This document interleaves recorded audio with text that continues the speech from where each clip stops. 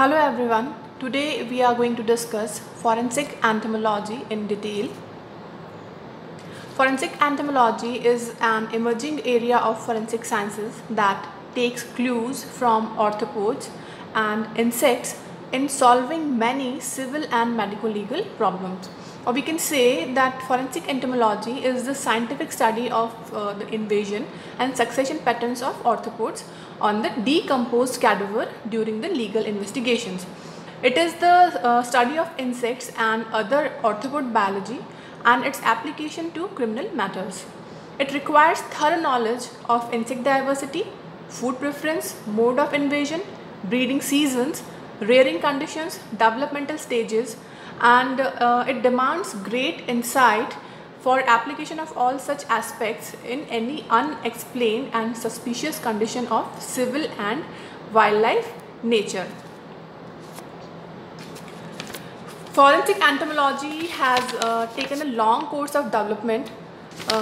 Historically, its first mention comes from 13th century in a case report which was solved and presented by a Chinese judge and physician, Song Si, who is also known as Sun Tzu. The report was on the murder of a villager, and the wound inflicted resembled that of stabbing with the sickle. The sickle was a farmer's tool commonly used for cutting and harvesting rice at the times. Therefore, one of the fellow workers was suspected. All the workers were summoned to a place with their sickles kept in a row on the ground. Within a few minutes, the blowflies started to gather on the suspect's sickle, as it has the traces of blood invisible to the naked eyes. The suspect later confessed the crime, and Sun Tzu also mentioned the method of examining corpse before and after burial in his book, which was titled Washing Away of Wrongs. Earlier association of insects with rotting flesh was not well known, and in 1668, Italian physician Francesco Redi proved in his experiment to disprove the theory of spontaneous generation. He demonstrated that insects and flies are attracted towards the exposed and decaying meat pieces, and eggs are laid, resulting in the maggot appearance in sometimes. During 18th century, the physician Burger de Arboris is credited to first apply forensic entomology to death cases. He studied life cycle of various insects and estimated the time of growth of all stages, and he later applied his result to the in estimating the PMI, which is post-mortem interval. A German doctor, Hermann Reinhardt, further contributed in the development of forensic entomology by investigating various insects associated with the buried bodies. In his study, he exhumed many bodies, and he was the first to collect and report phorid flies, which are also known as coffin flies, that breed on the remains. Next, in the same century, Pierre Magnin, a French veterinarian and entomologist, he also played a vital role in the history of forensic entomology. He conducted revolutionary work on the insect colonization and succession onto the corpse by counting number of live and dead mites that develop every 15 days, and he compared the data with the initial count on the cadaver. In this way, he counted the estimated time since death by using insect number and their generation count. He published many articles and books on different aspects of forensic entomology. These books are considered among the most important books in the history of forensic sciences. Forensic entomology can be divided into three subfields with varied application in civil and medico-legal issues. First, urban forensic entomology. This branch helps in any legal process that involves urban setups like building flats of private or commercial use. In case of huge pest infestation and heavy damage caused to the properties and structures, that arises on the basis of that becomes the basis of litigation between maintenance or service providers and the other party. Second, stored product forensic entomology deals with the litigation over insects spoiling commercially distributed foodstuffs. There is a certain number of larvae and insects or insect fragments that are permitted or that are acceptable in stored and commercial products. When this particular level is exceeded, a consumer can pursue legal way of getting compensation. Third and the most important, most interesting branch is medico-criminal forensic entomology, which is the research-oriented subfield of forensic entomology. It is applied at the scenes of murder, suicide, rape and physical abuse. It involves inspecting crime scenes and collecting entomological evidences and processing them to aid in solving very complex and unexplained situations. The medico-legal forensic entomology is applied wherever mainly applied in the estimation of post-mortem interval, that is PMI, which is the interval between death and the time of post-mortem examination. This term is more accurate than referring to the time of death, since the exact time of death is almost difficult or impossible to predict. A longer PMI usually results in a wider range of investigations. Forensic entomology with its sub-area entomotoxicology can help tracing the drugging and intoxication of victim prior to the death. In cases where reporting was delayed, the corpse is found badly decomposed and routine toxicological examination is almost impossible. However, any chemicals present in the corpse is also consumed by the maggots and insects or sanguivorous insects and their developmental stages on the corpse. These chemicals can be then detected, then can be found from the body fluids, antipuparia, larval cast and gut contents of these insects and their developmental stages. Number of chemical components like triazolamine, cocaine, chloripramine, heroin, malathion, mercury, etc. have been retrieved from insect so far. Relocation of dead body from crime scene can also be discovered by studying cadaver, its belongings, goods, vehicle of suspects. If common or any uncommon insect that is found in some other geographical location is found associated with all such things, it proves relocation of corpse from the original place of crime. Suspect can also be linked to the criminal event by finding out any developmental stages from his vehicle or his goods or his clothing, any bite marks of insects of specific specific area, specific location found, specific place where body was discovered. It also indicates toward the involvement of the suspect. Some insects such as green bottle flies, these are drawn to the odor of urine or fecal material due to their ammonium content. Eggs in and around clothing and skin show lack of hygiene around the person and neglect by the caregiver. This particularly happens in case of person which is bedridden for a long time or child that are really helpless. Similar situation have been observed in case of livestock. Extracting DNA from sanguivorous insects can also help in identifying both victim and the suspect. The forensic entomology is employed only in cases of delayed reporting or long time since death or murder, particularly exceeding 72 hours. In timely reporting, the routine or simple pathological investigations can reveal the time of death by studying factors like algor mortis, liver mortis, rigor mortis and analysis of body fluids. Algor mortis is a body cooling rate that happens after death. Generally, internal body temperature of live person is 98.6 degree Fahrenheit, or we can say 37 degree centigrade.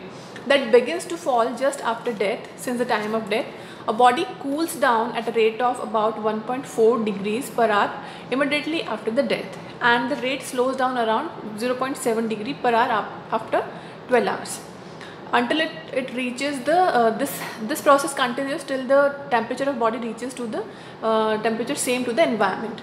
Temperature of corpse is detected by inserting the thermometer in liver or in the rectum area.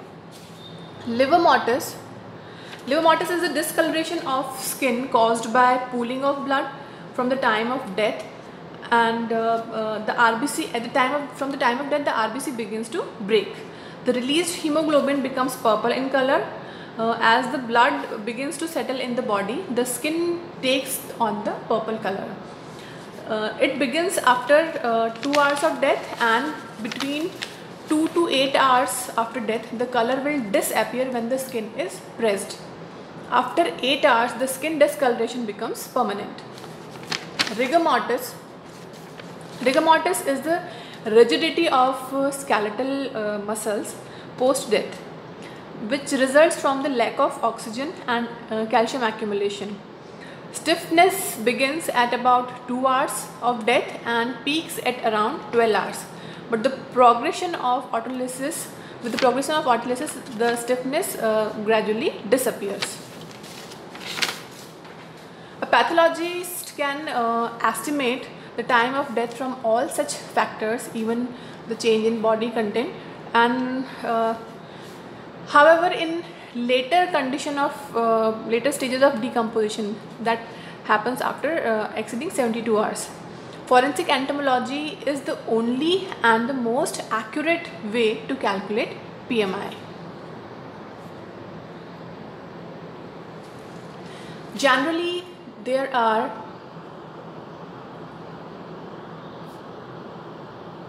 Generally, there are 5 stages of decomposition. These have been recognized on the basis of entomological succession. First stage of decomposition is initial or fresh decay. It is a period of autolytic and bacterial activity. Due to accumulation of carbon dioxide, the internal environment becomes acidic, and it causes cell membrane to rupture and release enzymes. These released enzymes begin to eat cell from inside out.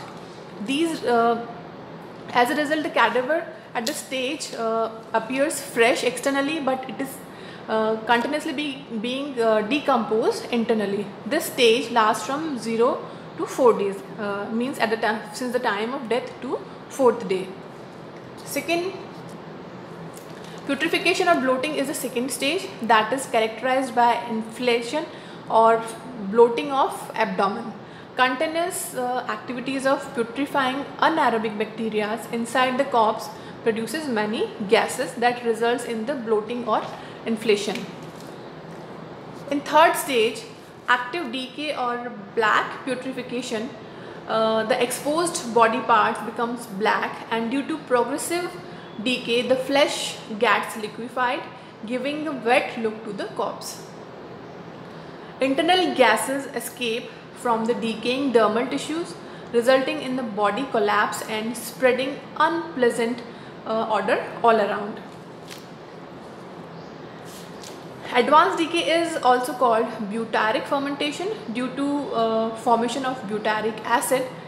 By this stage, most of flesh is consumed and foul odor also subsides.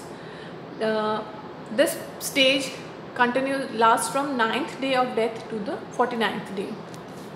The last stage is dry decay or diagenesis, or it is also called mummification. In this stage, at this time, the cadaver becomes almost dry and the decay rate slows down. It may mummify due to dehydration and high temperature of the environment. At this time, only few insects are left associated with the cadaver or the body remains. This particular period continues from 5th day of death to a year or even more.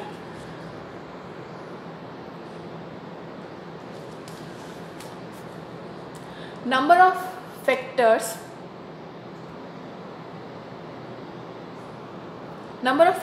affect the rate of decomposition and the insect succession on the cadaver or the corpse. The environmental factors like temperature affects the decomposition rate most significantly, as high temperature favors more bacterial and insect activities. It may also cause rapid dehydration and mummification of the cadaver.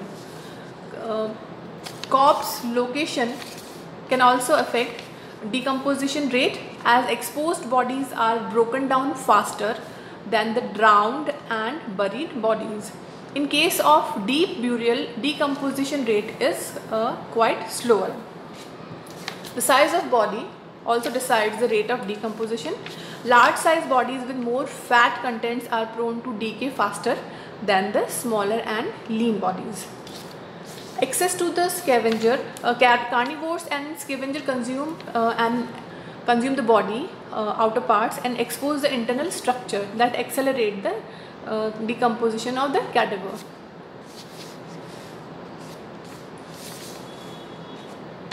Severe mutilation resulting into pieces results in faster decomposition. Larval and growing stages of insects secrete digestive enzymes to break down tissues. Therefore, colonization of insects also speed up the decay process. Although number of insects can attack corpse, or corpse can harbor several species of insects, but only a few are significant from forensic purpose. Insects belonging to Diptera and Coleoptera orders are the main forensic insects. Diptera includes flies and Coleoptera includes hard-bodied beetles. Both the groups are different in their morphology as well as their food preference and arrival time on the carrion.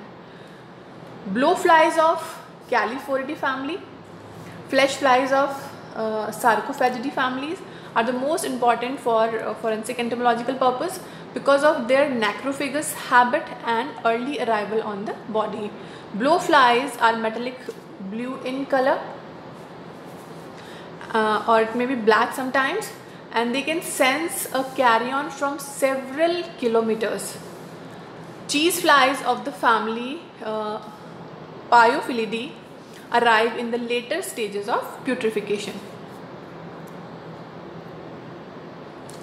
Upon arrival on the corpse, the flies start their life cycles by ovipositing on the corpse. They mainly oviposit on the natural orifices like eyes, nose, mouth and other wounded areas. Eggs hatch into larvae or maggots that feed on the soft and mushy parts of the cadaver. Larvae transform into non-feeding pupa, finally giving out a mobile adult insect, mobile adult flies. Generally, the insect life sequence and metamorphosis time is predictable at a specific environmental temperature.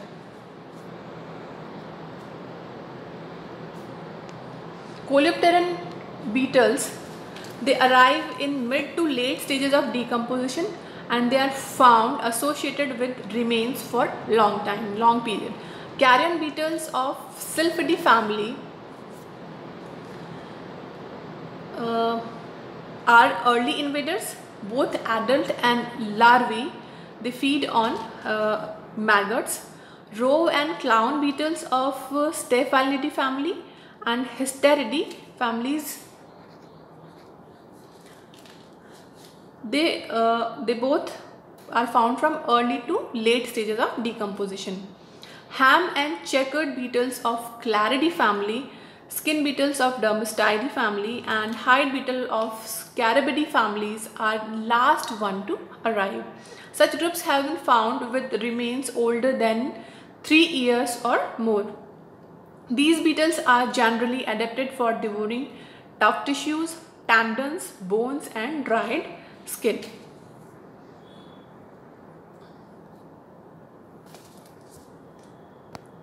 Forensic investigation involves the gathering and analysis of crime-related physical evidences. Collection of insects and other forms may disturb the remains. Therefore, forensic entomologist should first chalk out the plan for sample collection with the primary investigator of the crime, and then he is required to carefully inspect the crime scene, gather records of environmental factors like temperature, humidity, rainfall, etc. Collection of entomological evidences demands carrying an evidence collection kit to the crime scene, and the kit must include the following items: various types of nets and traps to pick mobile and other stages of insects, digital thermometer, humidity meter, jars and vials of various sizes for killing and storing the insect specimens, bottles with preservative fluids, forceps and brushes to pick developmental stages of insects. These are also required.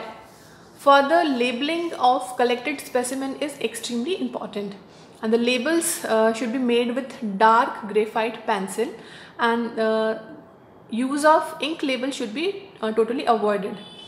The label must contain the mention of case number, geographical location of the scene, date and time of sample collection, and name of the sample collector. While inspecting the crime scene, the thorough photography is recommended, along with observing the geographical location of the crime scene, indigenous fauna and flora, position of the corpse, and its accessibility to the scavenger and necrophagous animals. Since the temperature is the most important factor, corpse affecting corpse decomposition and insect succession, the insect development is also affected by the temperature.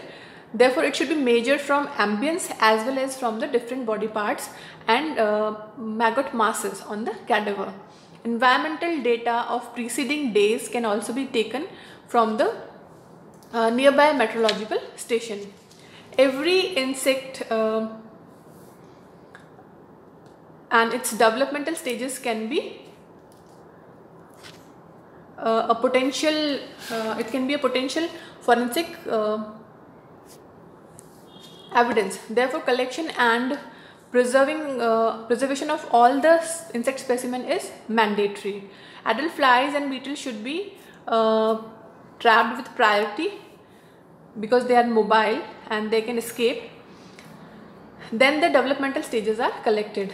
Samples should be collected from different locations of cadaver, and including natural openings and wounds.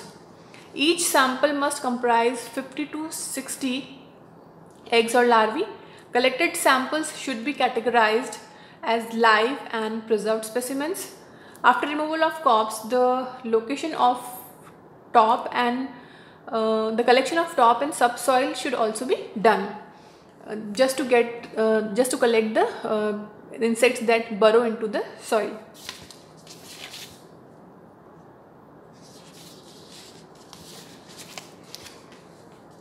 Entomological evidences should be stored, and they should be carefully transported to the forensic labs for analysis. Live specimens should be reared for examining their adult stages. Collected insect samples can also be subjected to toxicological analysis as per the case requirement. While transporting, the live specimens should be provided with their preferred food.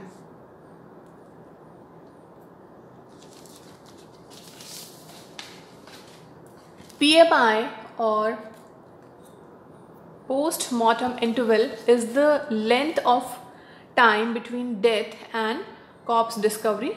It may range from few hours to many days, months, and sometimes even years. With the help of forensic entomological techniques, we can determine PMI or the time of death. The first method to estimate PMI is by studying insect succession on the corpse, as there is a specific order of insect colonizing corpse at a particular stage of decomposition. They are crucial indicator of the time elapsed since death. Blowflies and flesh flies are attracted to the initial stages of decay, therefore they are the first visitors colonizing the corpse or cadaver. Cheese flies arrive in the mid decomposition due to the order of fermenting fat in the cadaver. Various beetle species land in mid to late stages of decomposition. The age of the oldest maggot provide the precise estimate of post-mortem interval. Therefore, studying the larvae age and size is another way of calculating PMI. Oldest developmental stage belongs to the insect species that first detected the cadaver and first to arrive and oviposit on the body. Forensic entomology is an interesting aspect of entomology with useful application that aid in justice and legal investigation. It is probably the most accurate and only available method to calculate PMI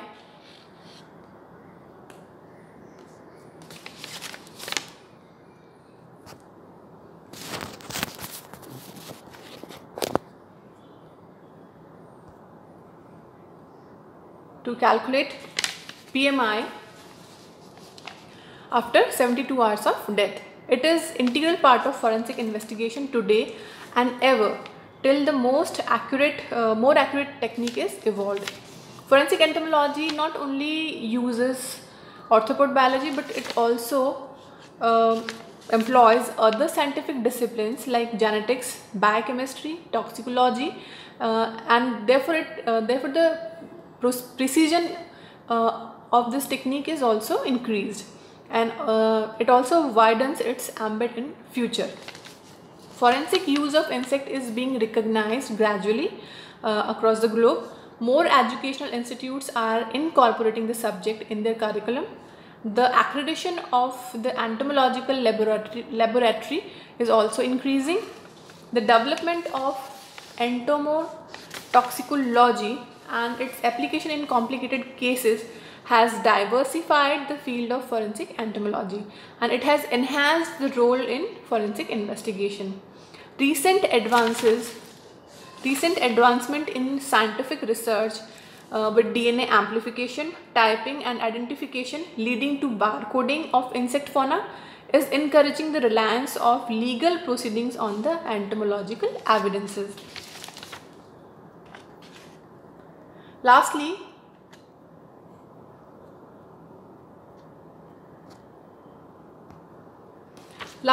to understand the novel field of forensic entomology, a detailed and clear description of fact is required. I am showing here number of books that will provide information on identification, life cycle and ecology of insects presented in a forensic context. Information is conveyed in an accessible style with practical task and suggestion. I hope this lecture will help you in understanding the forensic entomology. Thank you all.